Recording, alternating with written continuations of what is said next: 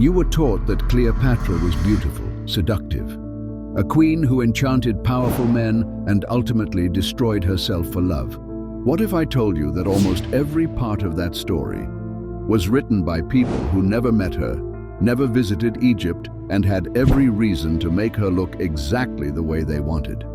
Stay with me, because this is going to change how you think about history itself. I'm going to walk you through 3 things today that most history lessons simply never cover. First, who Cleopatra actually was, stripped of the cultural storytelling that built up around her over centuries. Second, why her real power, her intellectual and political genius, keeps getting buried under the romantic narrative. And third, the bigger question this all raises: what does it actually mean to know history when so much of it is filtered through other people's agendas? By the end of this video, you're going to see one of history's most famous figures in a completely different light. And honestly, I think you're going to want to dig deeper. Welcome to Truly Historical. Let's get into it.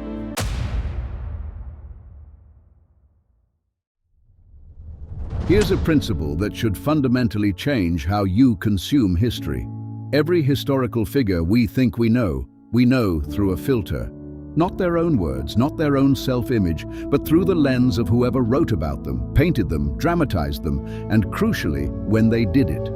Now think about Cleopatra, the most widely circulated image of her. The kohl-lined eyes, the elaborate headdress, the fatal romantic, didn't come from ancient Egyptian sources. It came largely from writers, artists, and playwrights working centuries after her death, in cultures that had very specific reasons to portray her in a particular way. Imagine for a moment if your entire legacy was written by your political opponents, or by people who lived 1,000 years after you, romanticizing your story to suit their own cultural values. That's essentially what happened here. The ancient sources we do have about Cleopatra, and they're fragmentary, they're filtered through Greek and Roman perspectives, overwhelmingly describe a woman of remarkable intellectual capability, a strategist, a ruler, someone who navigated one of the most politically volatile regions of the ancient world during one of its most dangerous periods. And yet the dominant cultural story for centuries became, she was beautiful, she was dangerous, and she fell because of love. Why? Because that story was far more useful to certain people than the truth. This isn't about canceling the past or rewriting history. It's about understanding that history is never a neutral recording. It's always a selection. And the question we should be asking isn't just, what happened? It's, who decided what got remembered and why? Let me tell you what gets left out of almost every mainstream telling of Cleopatra's story. And once you hear this, I genuinely think you'll be frustrated you weren't taught it this way. Cleopatra, by accounts from the ancient world, was exceptionally educated, reportedly fluent in multiple languages at a time when most rulers of her region relied entirely on interpreters. Think about what that actually means in a political context. When you can speak directly to your allies, your subjects, your rivals, without someone else filtering your words, that's not a personality trait. That's a strategic weapon. She ruled one of the wealthiest and most complex kingdoms of the ancient world. Egypt wasn't just culturally significant. It was the agricultural and economic engine of the Mediterranean. Managing that required sophisticated knowledge of trade, taxation, diplomacy, and military strategy. This wasn't a ceremonial role. This was executive governance at the highest level of complexity.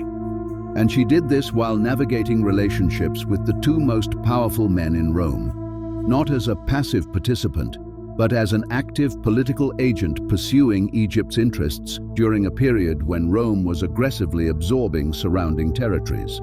If you're learning this for the first time, hit like. You're not alone. Picture this kind of leader in any modern context.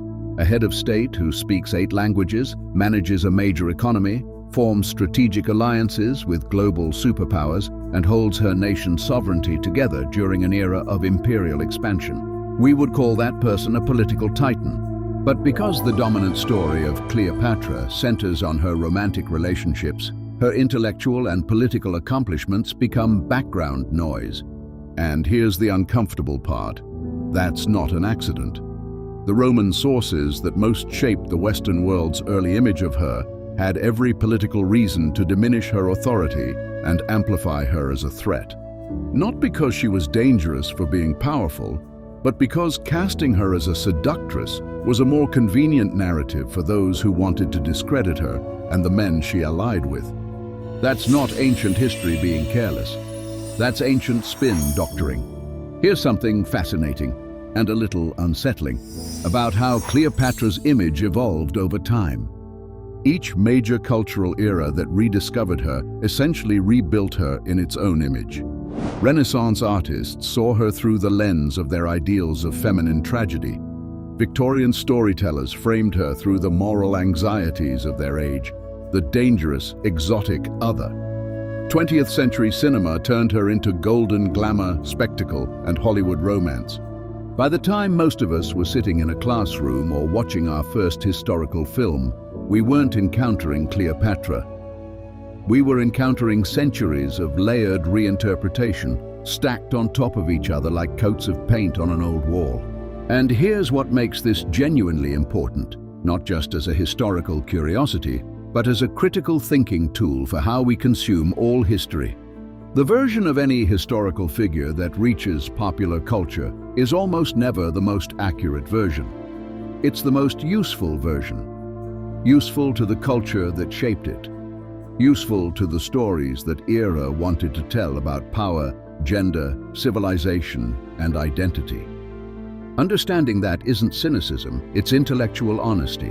And when you apply that lens to Cleopatra, when you start asking who built this image and why, what you find underneath is someone far more interesting, far more complex, and far more powerful than the story we were handed. The myth was built over her, but she was always there underneath it. So here's the takeaway, and I want you to carry this beyond just Cleopatra. Cleopatra isn't just a fascinating historical figure. She's a perfect case study in how legends get built, how real people get buried under cultural narratives, and how, if you're willing to look a little deeper, you almost always find something far more remarkable than the simplified story. The real Cleopatra was a polyglot, a strategist, a ruler who held a kingdom together at the edge of collapse, a political mind operating at the highest level of ancient world diplomacy. And she was so much more than what we were taught. Which raises a question: how many other stories like hers are still waiting to be found? If this made you see Cleopatra differently, I need you to do one thing. Drop a comment below and tell me, what version of Cleopatra were you taught? And what's landing differently now? If you're not subscribed yet, hit that button now, because this video is just the beginning.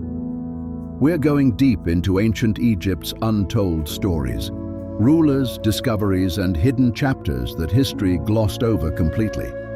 You don't want to miss what's coming next. Speaking of which, right up there, I've got a video that's going to challenge another story you think you know about the ancient world. Trust me, it's worth your time. I'll see you there.